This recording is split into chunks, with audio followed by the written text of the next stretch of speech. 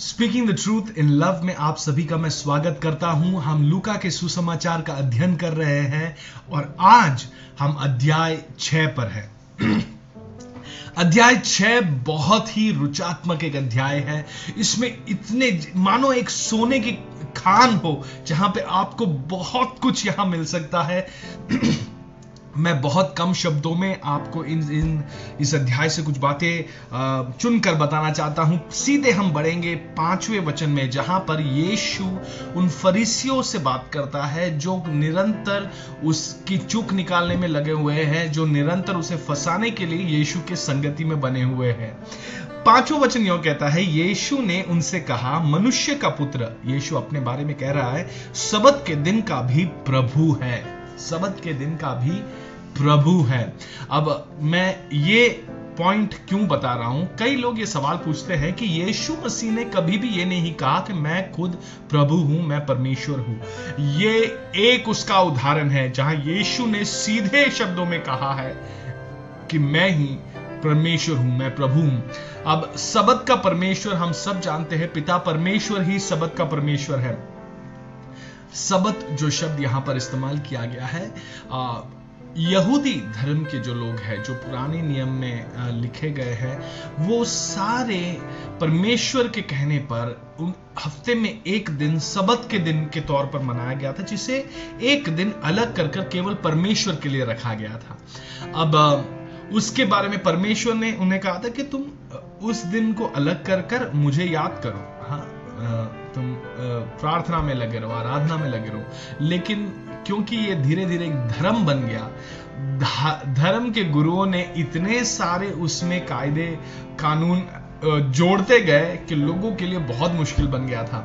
और यहाँ पे ये जब यीशु कह रहे हैं, घटना इतनी है, यीशु और उसके चेले एक खेत से गुजर रहे थे और चेलों ने कुछ दानों को उठाकर खा लिया।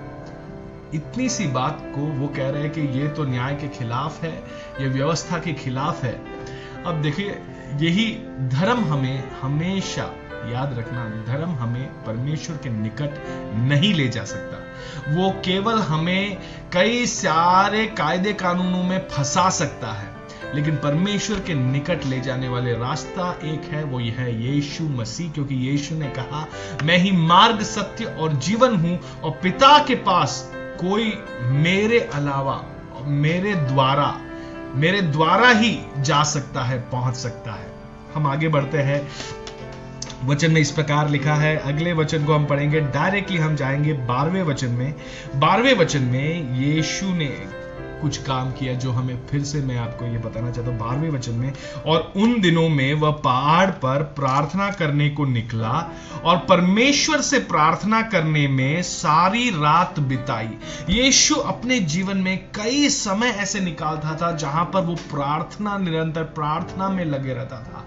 आप चाहते हो आपकी सेवकाई में, आप चाहते हो कि आपके बिजनेस में, आपके व्यापार में, आपके एजुकेशन, आपके जो परिवार में आप उन्नति चाहते हो, आप प्रगति चाहते हो, तो यीशु के इस रहस्य को आप अपने जीवन में लागू कर दो। वो है व्यक्तिगत तौर पर प्रार्थना में लगे रहना। प्रार्थना सामर्थ्य है, आपके जीवन को बदल दे डाल सकती है।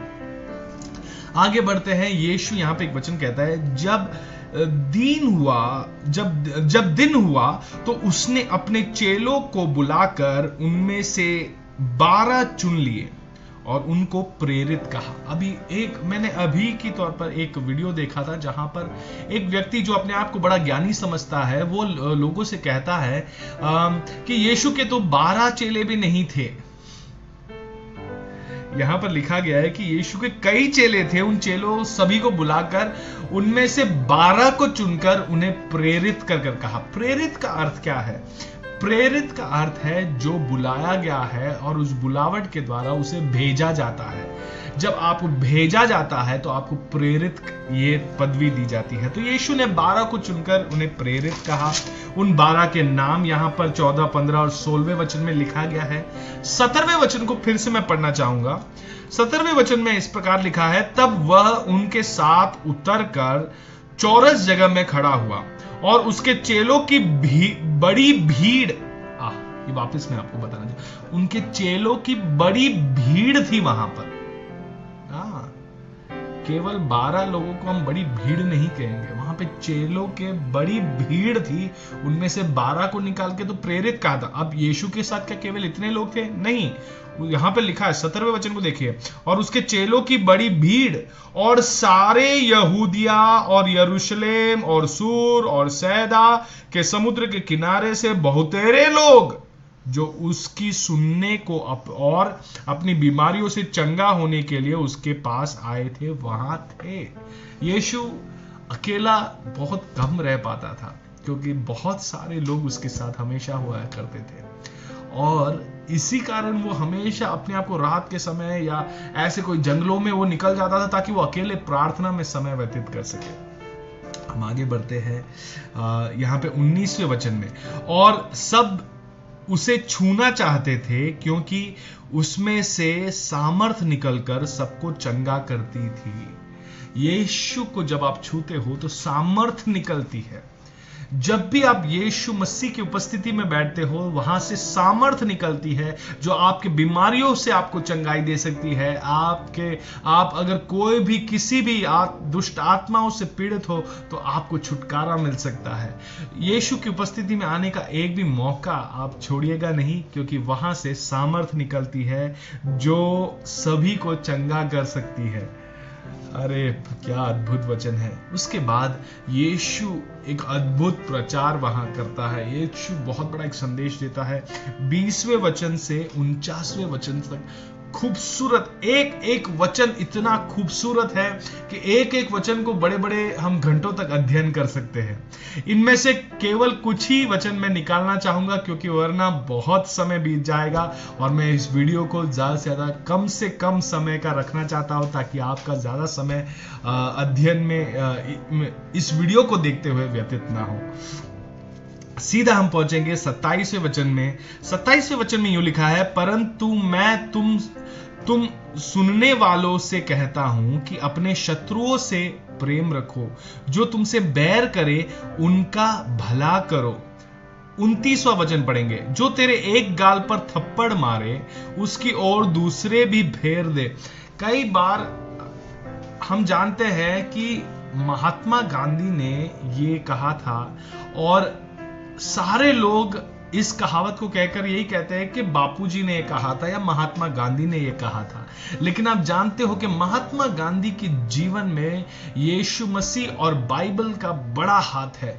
हमारे भारत के आजादी में अगर महात्मा गांधी के अहिंसा के विचारों का योगदान है तो वो अहिंसा महात्मा गांधी को बाइबल के द्वारा, यीशु मसीह के जीवन के द्वारा मिला है।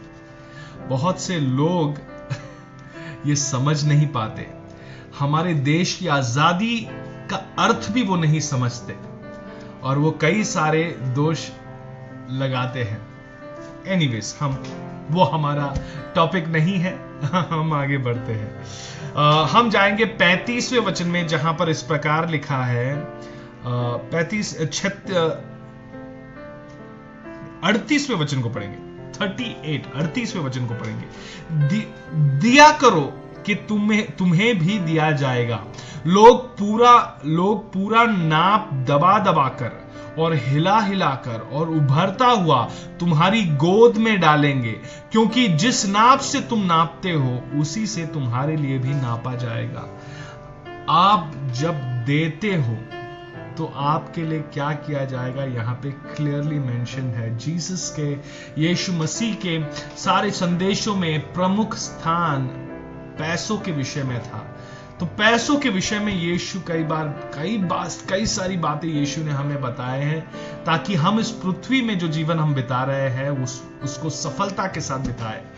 तो यहां पर लिखा गया है कि जिस नाप से तुम नापते हो उसी से तुम्हारे लिए भी नापा जाएगा। तो आप दिया करो, हाँ दिया करो, तो लोग पूरा नाप दबा दबा कर, हिला हिला कर, उभरता हुआ तुम्हारी गोद में डालते जाएंगे। हाँ, कैसी आशीष है। 43वें वचन को पढ़ेंगे। कोई अच्छा पेड़ नहीं जो निकम्मा फल लाए, और न तो कोई निकम्मा पेड़ है जो अच्छा फल लाए। बहुत इंपॉर्टेंट एक वचन है ये कि अच्छा पेड़ अच्छा फल ही लाएगा। आपकी जिंदगी कैसी है, अगर इसका आपको बोध होना है तो आपके जीवन से के द्वारा उत्पाद किए गए हुए वस्तुओं को आप देखिए, अपने जीवन शैली को देखिए, अपने चेलों को देखिए, उससे आपको पता लगेगा कि आप किस प्रकार के व्यक्ति हो, अच्छे या बुरे। एक किसी भी नेता या किसी अगुवों का अगर आपको परख जानना, आपको परखना है उन्हें कि ये अच्छा है या बुरा है, तो उसके फल को देखकर हम बता सकते हैं, क्योंकि अच्छा पेड़ अच्छा फल ही लाएगा, बुरा पेड़ बुरा फल ही लाएगा।